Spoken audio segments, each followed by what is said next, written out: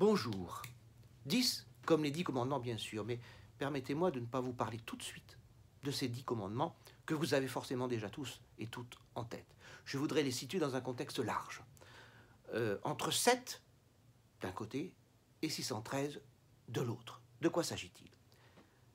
Il y a 7 commandements qui s'imposent à la totalité du genre humain. Et il y en a 613 qui s'imposent, selon la tradition, aux seuls juifs. Quels sont ces 7 commandements dits de Noé, les 7 commandements noachides qui s'imposent à tout être humain selon ce qu'en dit la tradition rabbinique? Il s'agit de 7 commandements qui auraient été donnés, révélés à Noé au lendemain du déluge et qui lieraient en quelque sorte, par une alliance particulière, le genre humain au Créateur. Il y a donc 7 commandements qui s'imposent à chaque homme et à chaque femme, indépendamment de son origine. C'est une alliance de nature universelle. Alors, ces 7 commandements, on les retrouve, plus exactement, la tradition rabbinique les retrouve dans le chapitre 9 de la Genèse, par un processus interprétatif sur lequel je ne reviens pas. Ce qui compte, c'est que la tradition en fournit, ce qui compte pour nous, là, maintenant, c'est que la tradition en fournit une liste. Alors, de quoi s'agit-il? Quels sont ces 7 commandements qui s'imposent à tout être humain? L'obligation d'instituer un système judiciaire, c'est le premier. Le second, l'interdiction du blasphème. Le troisième, l'interdiction de l'idolâtrie. Le quatrième, l'interdiction de l'inceste et de l'adultère. Le cinquième, l'interdiction du meurtre. Le sixième, l'interdiction du vol. Et enfin, le septième, l'interdiction de consommer un membre arraché à un animal vivant. Alors, ces 7 commandements, vous le voyez, régissent aussi bien les rapports de l'homme avec Dieu que les rapports de l'homme avec son prochain, l'organisation de la société et même les rapports de l'homme avec le monde vivant. Alors, qu'est-il demandé aux non-juifs, donc aux nations, dans l'accomplissement de ces commandements? Doivent-ils, en quelque sorte, les accomplir par une adhésion spontanée, naturelle, à un droit dont l'origine ne serait pas précisée? Selon Maïmonide, il est le seul, enfin il est l'un des rares à préconiser, à enseigner cela, il est attendu des nations qu'elles reconnaissent que ces 7 commandements, en fait, leur ont été révélés par l'entremise de Moïse. Et qu'elles ont, ces 7 obligations, ces 7 commandements, qu'ils ont une origine divine. Maïmonide va bien au-delà de ce qui est ordinairement demandé aux gentils, qui est simplement d'observer ces 7 commandements qui assurent en quelque sorte un bon fonctionnement minimal au corps social, à la vie des hommes avec leur prochain ou à la vie des hommes avec leur environnement naturel.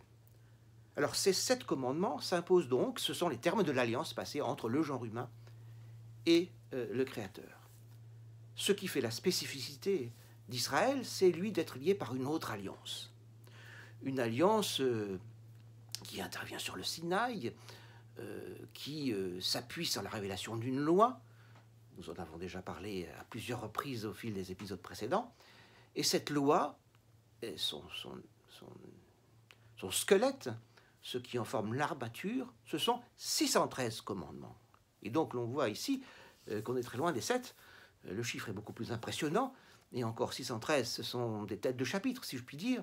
Ces 613 commandements forment l'armature de la loi, de la Torah, de la révélation faite à Israël par l'entremise de Moïse.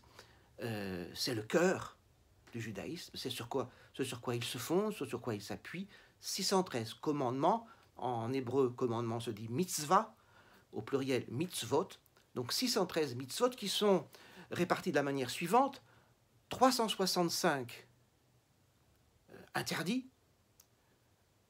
un chiffre qui correspond aux 365 jours de l'année solaire, et 248 injonctions positives, des commandements positifs, qui correspondent, chiffre qui correspond au nombre supposé des membres du corps humain. Donc il y a ici une articulation de la loi et de ces 613 commandements avec le macrocosme, les 365 jours de l'année, et le microcosme qui est le corps humain. La pensée rabbinique s'est beaucoup interrogée sur la signification et la fonction de ces commandements, sur les conditions optimales de leur application, de leur mise en œuvre. La pensée rabbinique s'est aussi penchée sur la manière de classer, de distinguer entre ces différents commandements. Elle a distingué notamment entre les commandements régissant les rapports de l'homme, du juif, avec Dieu, notamment les prescriptions rituelles, et les commandements régissant les rapports de l'homme, du juif, avec son prochain. Ces commandements ne semblent, dans bien des cas, s'imposer que parce que Dieu les a prescrits. S'agissant d'autres, on peut en trouver dans la raison humaine une justification logique.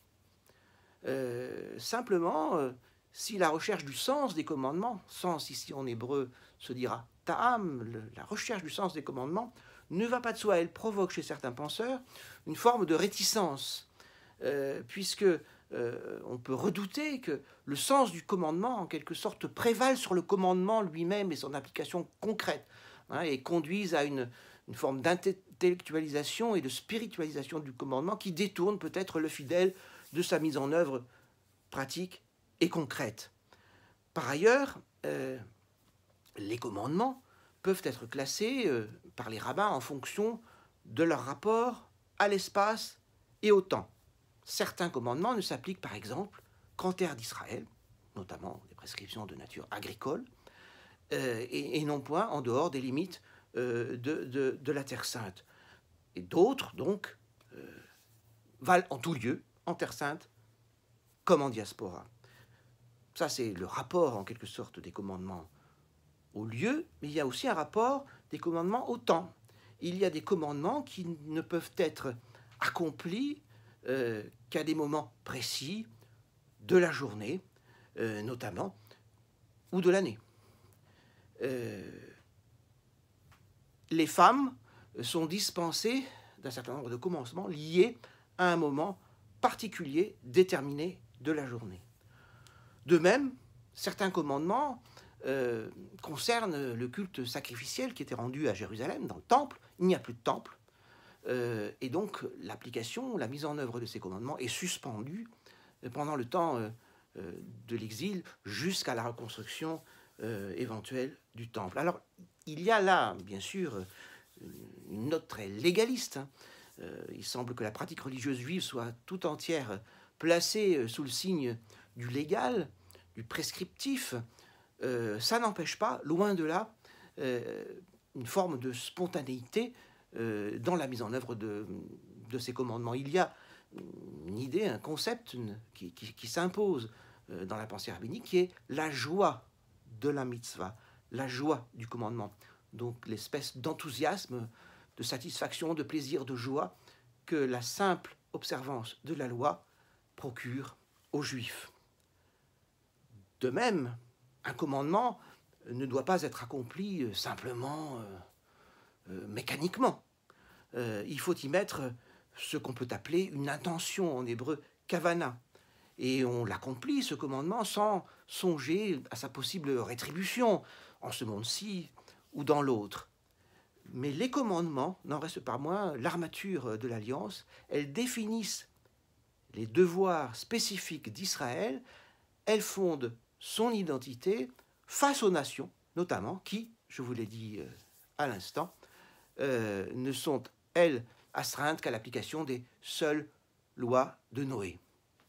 Alors, il y a quelque chose d'essentiel aussi dans le judaïsme rabbinique, c'est l'idée selon laquelle la dignité de celui qui accomplit un commandement parce qu'il y est légalement astreint, la dignité de celui qui accomplit ce commandement est jugée supérieure à la dignité de celui qui l'accomplirait seulement volontairement. Il y a là le signe d'une soumission à Dieu, d'une maîtrise de ses instincts, garante de l'harmonie sociale. L'observance des mitzvot, des commandements, a certes pour fin de purifier les créatures, si l'on en croit le Midrash Rabbah, de les sanctifier, de les conduire au salut, mais elles n'en ont pas moins, aux yeux de tout un pan de la tradition juive, une efficacité théurgique. Et je cite un texte célèbre, au temps où les enfants d'Israël font la volonté du Saint béni soit-il, ils augmentent la force de la puissance d'en haut, si bien que il y a une puissance de l'accomplissement des commandements qui s'exerce en quelque sorte bien au-delà de ce monde-ci et dans des sphères bien plus élevées. Alors, on a vu 7 pour les enfants de Noé, l'ensemble de l'humanité, on a vu 613 pour les enfants d'Israël. Alors, que sont les 10 ? Les 10 commandements, ceux dont vous avez entendu sans doute le plus parler, le décalogue. Eh bien, il s'agit de 10 parmi les 613. Ces 10 commandements, ce décalogue a été prononcé par Dieu lors de la théophanie du Sinaï. Et il a été gravé sur les tables de l'Alliance, les fameuses tables de la loi dont j'ai parlé à l'épisode 2. Ces 10 commandements, ce décalogue, définissent les principes théologiques et éthiques appelés à guider la conduite du peuple d'Israël. Alors je rappelle les 10 commandements très brièvement, c'est un peu fastidieux, mais il n'est pas mauvais de rafraîchir la mémoire de quelques-uns. Soumission exclusive au Dieu qui a fait sortir les Hébreux d'Égypte, c'est le premier commandement. 2. Prohibition de l'idolâtrie. 3. Prohibition du blasphème. 4. Observance du Shabbat. 5. Honneur dû aux parents. 6. Prohibition du meurtre. 7. Prohibition de l'adultère. 8. Prohibition du vol. 9. Prohibition du faux témoignage. 10. Prohibition de la convoitise. Alors ce qui est intéressant, c'est que, vous voyez, il y a un effet d'écho entre les 7 commandements de Noé et les 10 commandements du décalogue. Mais ce qui est un peu étonnant, ce qui va forcément solliciter le talent des exégètes, c'est que la Bible présente curieusement 2 versions légèrement différentes de ce texte du décalogue. On trouve une version dans le livre de l'Exode et une autre dans le livre du Deutéronome.